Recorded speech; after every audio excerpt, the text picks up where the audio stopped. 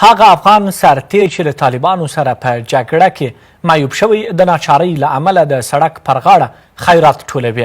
عبدالواسع 3 کاله وړاندې د لغمان بادښت ولسوالۍ کې د طالبانو سره په جګړه کې د سر په یوه برخه له لاسه ورکړه، خو د معیوبۍ سره سره د کورنۍ خراب اقتصادي وضعیت اړ کړی چې د لغمان مرکز په واټونو کې له خلکو خیرات وغواړي. د عبدالسمیع کورنۍ له حکومت څخه غواړي چې د ده لپاره د تداوی چارې برابرې کړي.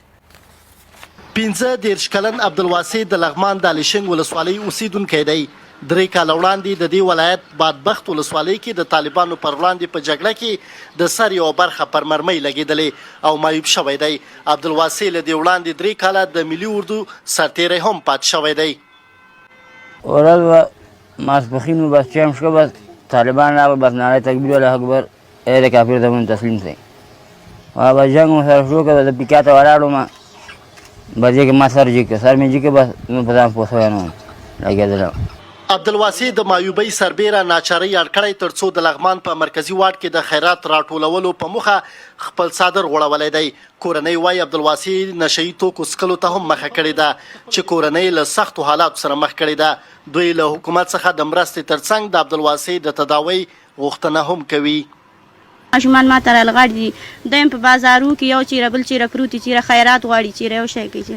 دا په همدغه حالات څه اوس غواړو چې د ده تداوي مو چې دا ښه سي او د موږ هم د سخت ژوند لږ ښه سي. نور موږ حکومت نه دغه مرسته او کومک غواړو. موږ چې نه لرو، موږ غواړو چې موږ سره د حکومت والا کومک وکړي.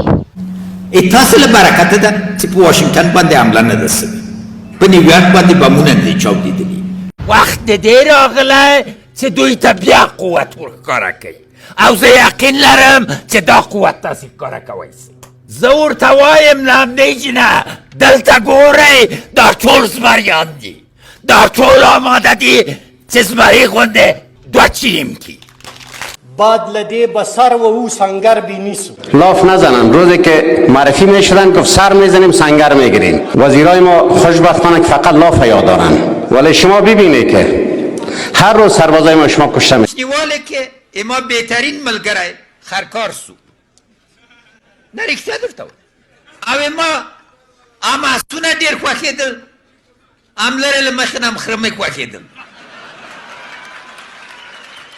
ځکه متل خو د زده ده وایي موږ سره سمه سیالي مه کړه، موږ خر په ورې خېژونه.